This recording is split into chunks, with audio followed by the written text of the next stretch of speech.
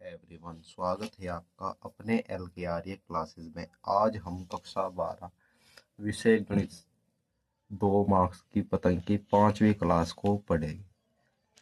प्रश्न संख्या 1, सिद्ध करो F R dash R F X is equal to 1 यदि एस लेंस 0 0 इज इक्वल टू एक्स बराबर 0 माइनस के 1 is equal to greater than 0। फलन ना तो आच्छादित है और एक ही है और न ही अलग अलग प्रांत पर एक ही प्रतिबिंब प्राप्त होता है। अलग अलग प्रांत पर एक ही प्रतिबिंब प्राप्त होता है। यह अतः ना तो एकाकिक है अतः यह ना ही आच्छादित है क्योंकि R equal to not equal to code R101 R1,2 और एक ही हमें प्राप्त हो रहा है। माइनस पर भी 1 और 0 पर 0 और 1 2 3 पर भी 1 प्राप्त हो रहा है। प्रश्न संख्या 2, अवकलन समीकरण cos x dx dy dx plus के y sin x is equal to एक समाकलन गुणज ज्ञात कीजिए। इसका समाकलन गुणज हमें ज्ञात करना है। ऑप्शन ये बहुविकल्पी में पूछा गया था। इसका आंसर होगा सही बिल्कुल सी, cos x dy प्लस के y, cos x को बाहर ले लेंगे, y sin x cos x is equal to 1 dy dx plus के y, इसका पूरे को हो जाएगा tan x, इसको इधर ले जाएंगे इसके बटे में 1 cos x, तुलना करने पर dy dx प्लस के p y is equal to q, p is equal to tan x, समाकलन गुणज I F is equal to e P समाकलन डी एक्स ई समाकलन tan x d x e log tan x का समाकलन होगा log sec x is equal to sec x, हमारा final answer होगा। प्रश्न संख्या 3, यदि सदिश लैम्डा आई प्लस के 4j प्लस के 3k और 4i प्लस के 2j माइनस के 4k परस्पर लंब हो तो माना A vector equal to lambda i plus के 4j प्लस के 3k, B vector equal to 4i plus के 2j माइनस के 4k।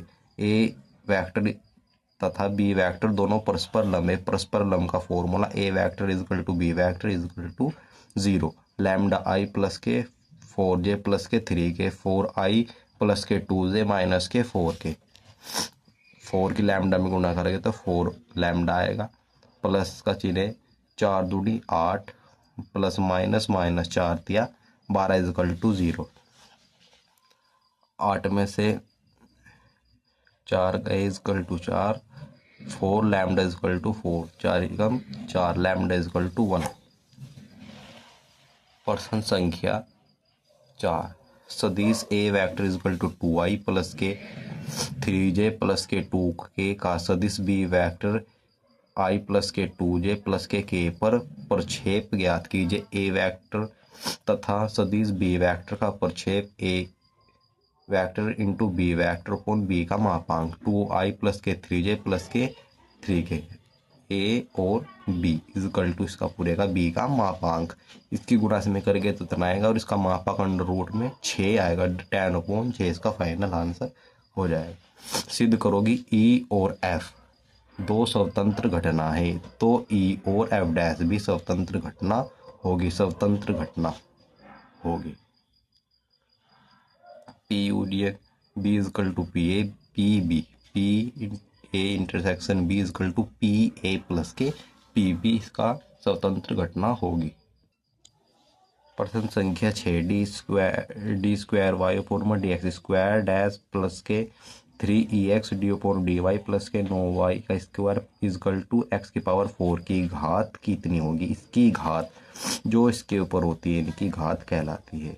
इसकी घात कितनी है 1, तो इसकी डिग्री कितनी होगी, इसकी डिग्री 1 होगी। प्रश्न संख्या 7, डी की cube y upon d x की क्यूब इजकल टू का स्क्वायर प्लस के x square d y square इतना इतना इतना साइन एक्स की कोटि और घात, इसकी कोटि और घात कितनी होगी। इसकी घात 2 होगी, सबसे ज़्यादा जहाँ अवकलन हो रहा हो और उसकी घात हो पर सबसे ज़्यादा तो इसकी घात 2 होगी और कोटि इसकी 3 होगी।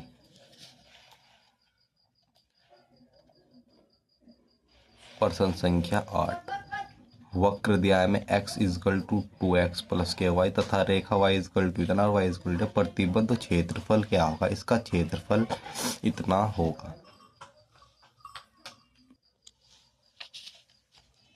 प्रश्न संख्या 9, log x dx is equal to, माना i is equal to log x dx, i is equal to एक बार इसका अवकलन करेंगे, एक बार इसका फर्स्ट और सेकंड करके, i is equal to log x 1/में dx, समाकलन 1/में dx log x dx, 1/में x का dx log x का log x माइनस के x का 1 और log x का 1/1, इससे ये खत्म।